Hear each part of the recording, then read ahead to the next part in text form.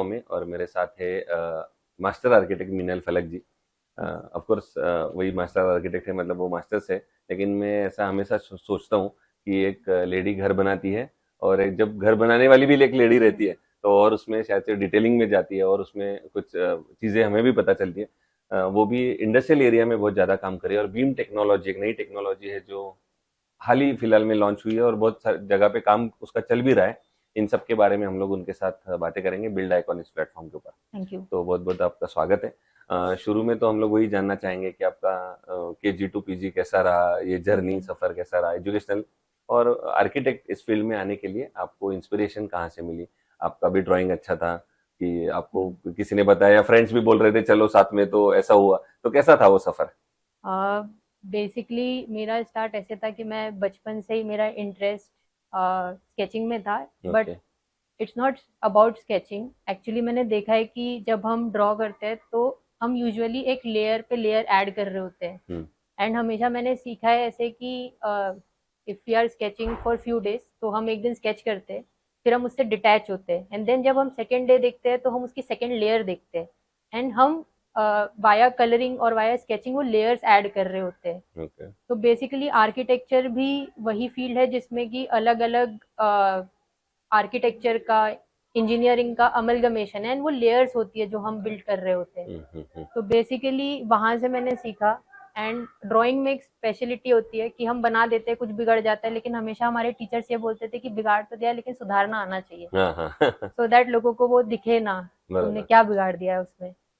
सो वो एक प्रोसेस मैंने समझा, नॉट कि अच्छी स्केचिंग करना है, बट एक जो लेयरिंग की प्रोसेस थी, वो करेक्शन की वहां से प्रोसेस थी, समझे। वहां से मुझे आर्किटेक्चर करने का इंस्पिरेशन आया। ओके। मेरा मैथमेटिक्स थोड़ा अच्छा था, क्या बात है। तो मैं कनेक्ट करती हूँ मैथमेटिक्स और स्केचिंग को। That combination is actually architecture. Exactly. So art नहीं करते हुए combination of art and mathematics is actually architecture. Okay.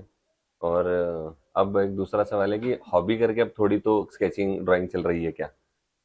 Yes, generally हम जब भी प्रोजेक्ट्स चालू करते हैं तो हम पेपर पे ही स्टार्ट करते हैं, हम ओके। डायरेक्टली पीसी पे नहीं स्टार्ट करते।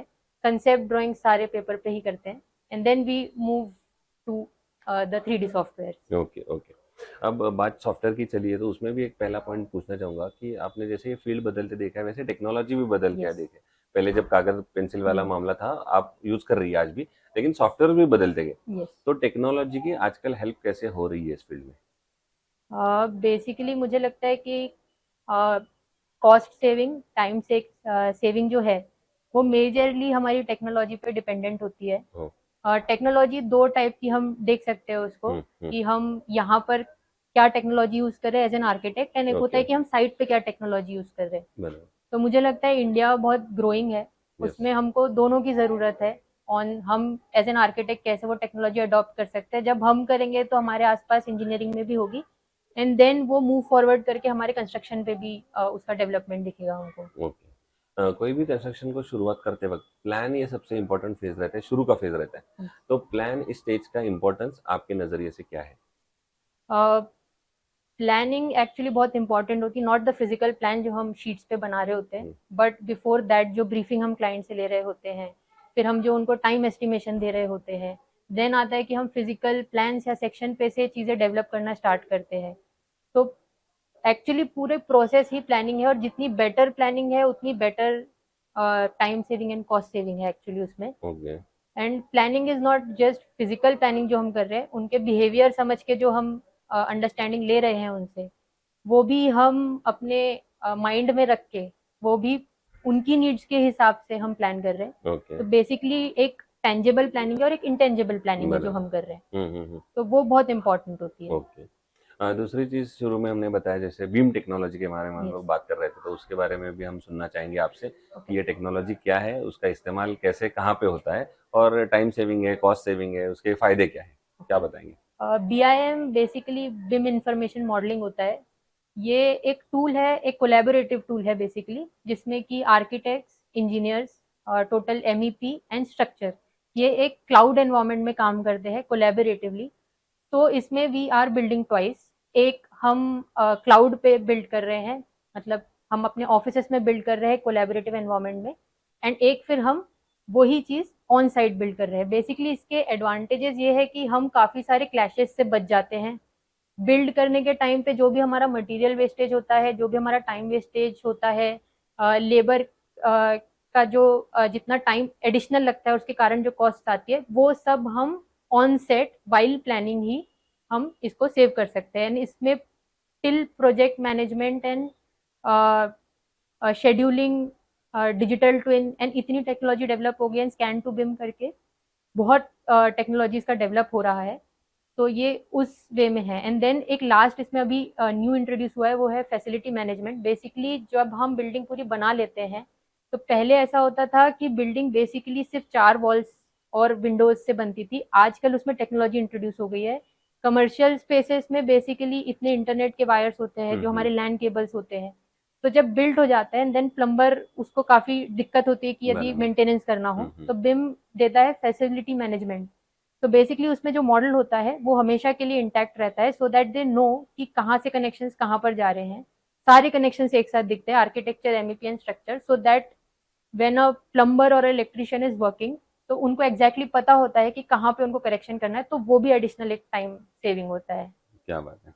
तो ये मेरे ख्याल से नई टेक्नोलॉजी, और लास्ट का वही क्वेश्चन था कि कहाँ पे यूज ज़्यादा हो रही है और उसके फायदे क्या हैं? बेसिकली अभी वर्ल्ड वाइड देखे तो यूएस, यूके, ऑस्ट्रेलिया, ये 3 रीजन्स हैं एंड दुबई, ये 4 ओके। रीजन्स है अभी जहाँ पर मैक्सिमम इसका यूज हो रहा है। इंडिया में इसका ग्रोथ पोटेंशियल बहुत है क्योंकि गवर्नमेंट इसको पुश कर रही है फॉर पब्लिक प्रोजेक्ट्स। ओके। तो द इंफ्रास्ट्रक्चर प्रोजेक्ट जितने भी होते हैं एंड हमारे एयरपोर्ट्स जो भी बन रहे हैं, रेलवे ट्रैक्स जो भी हो रहे हैं, ब्रिजेस के काम जो भी हो रहे हैं, अभी गवर्नमेंट बहुत पुश कर रही है बीआईएम को। ओके। सो जो अभी आर्किटेक्ट्स थोड़े से रेजिस्टेंट है, आई थिंक वो भी शिफ्ट होगा थोड़ा इस पर। अच्छा, इस पे यस। आएगा तो ठीक है। जैसे ये एक बदलाव है, वैसे अब जलगांव में हम लोग हैं तो वो भी मैं बदलाव के बारे में पूछना चाहता हूँ कि जलगांव में आने वाले 15-20 साल में आप क्या बदलाव देखना चाहते हैं?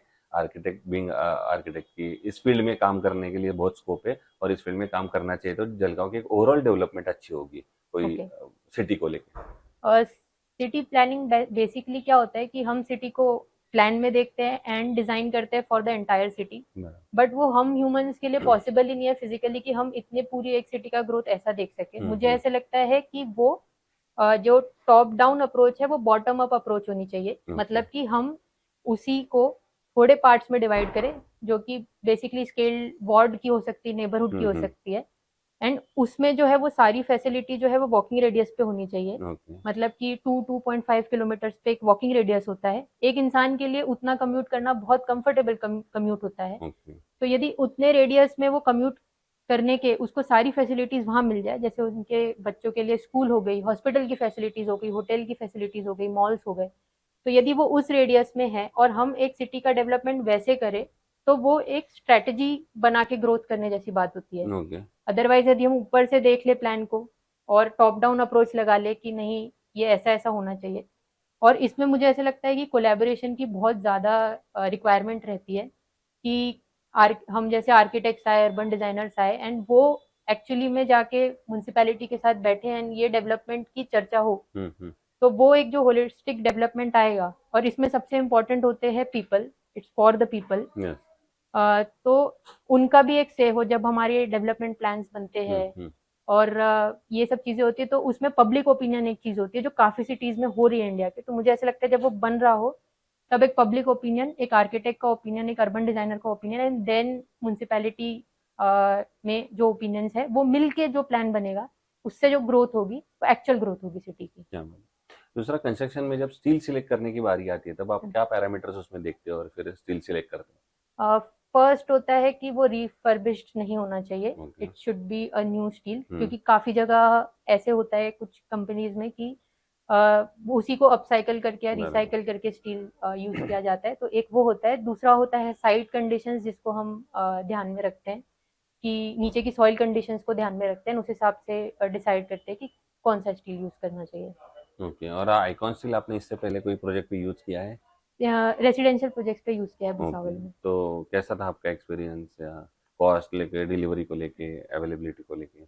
एक बहुत ही मतलब बोलेंगे कि बहुत ही फ्लेक्सिबल मटेरियल है स्टील। ओके। तो वो एक्चुअली आर्किटेक्चर को एक न्यू फॉर्म देने के लिए बहुत बहुत ही यूजफुल मटेरियल है। ओके। तो जो स्ट्रेंथ आर्किटेक्ट वो शेप करने में हेल्प करता है काफी, steel and cement concrete. Okay. Okay. और आखिरी सवाल, इस फील्ड में आने के लिए आप जो जूनियर्स आ रहे हैं, आपके फ्रेंड्स आ रहे हैं, उनको आप क्या सलाह दोगे? क्योंकि सिविल इंडस्ट्री में ज़्यादा मेन डोमिनेटेड इंडस्ट्री है, लेकिन आर्किटेक्ट में काफ़ी ज़्यादा परसेंटेज है गर्ल्स का भी, तो आप क्या उनको सलाह देंगे इस फील्ड में आने से पहले? ओके, तो एक जो मैं सबको देना चाहूँगी कि हम एज एन आर्किटेक्ट जब ग्रेजुएशन कर रहे होते हैं तो हम एक बिल्डिंग के बारे में सोच रहे होते हैं, बट हमको सोसाइटी को कैसे हेल्प करना है हमको वो सोचना चाहिए। तो थोड़ा सा लार्जर स्केल में सोचना चाहिए, कैसे लोग एक दूसरे से कनेक्ट कर सकते हैं थ्रू आर्किटेक्चर, कैसे वो हम बिहेवियर चेंज ला सकते हैं लोगों में कि लोग ज़्यादा मिलजुल के या ज़्यादा कलेक्टिव वे में रहे अपनी लाइफ को। वो एक इंस्पिरेशन होना चाहिए या वो एक स्टार्टिंग पॉइंट होना चाहिए किसी भी यंग आर्किटेक्ट के लिए कि हम एक सिर्फ बिल्डिंग के बारे में ना सोचे, उसको कैसे ओपन अप कर सकते हैं, कैसे हम अपने नेबरहुड में ऐसे प्लेसेस क्रिएट कर सकते हैं कि भाई वो आसपास के सारे लोग एक जगह इकट्ठा हुए। वो कम्युनिटी की फीलिंग जो अभी थोड़ी कम हो गई है या मोबाइल के आने से वो थोड़ी जा रही है, वो हम कैसे री इन्वेंट कर सकते हैं एज एन आर्किटेक्ट, उस बात का यदि हम ध्यान रखें तो एक ये रहेगा। वुमेन आर्किटेक्ट्स के लिए मेरी एक ये रहेगी कि एक्चुअली ये फील्ड थोड़ा सा स्लो है बिकॉज एक बिल्डिंग को बनने के लिए 5-6 साल लगता है। हाँ। तो पेशेंस एक्चुअली की होता है जब तक हम पूरा लाइफ साइकिल ऑफ प्रोजेक्ट ना देख ले। एंड इसकी अंडरस्टैंडिंग इन जनरल सोसाइटी में कम है क्योंकि इतना जो बड़ा स्पैन है 5-6 साल का कि आप सेटल होंगे 5-6 साल में, वो थोड़ा लोगों को डिफिकल्ट लगने लगता है in comparison to IIT. But बहुत ही फ्रूटफुल फील्ड है, बहुत ही इंस्पायरिंग फील्ड है। इस फील्ड से हम लाइफ जीने का तरीका भी सीख सकते हैं। क्या ये थे आर्किटेक्ट मीनल फलक जी, और उन्होंने बताया, लेकिन मैं ऐसा पूछना चाहता हूँ, उसमें भी जेंट्स का फिर पेशेंस अच्छा होता है। हाँ, आपने बताया कि आपने स्पेसिफिकली बताया गर्ल्स को कि इसमें पेशेंस की जरूरत है, तो शायद से उनमें कम होता है, ऐसे आज डिसाइड हुआ। पेरेंट्स में थोड़ा हाँ सा हाँ, होता है पेरेंट्स कम। में नहीं होता। ओके, ठीक है, तो मजाक की बात अलग है, लेकिन मैं हमेशा सोचता हूँ, जैसे उन्होंने बताया कि एक सोसाइटी बनने के लिए, मतलब society in the sense housing society मत सोचिएगा, पूरी सोसाइटी के बारे में सोचिए अगर आप आर्किटेक्ट में आ रहे या आर्किटेक्ट बन रहे तो।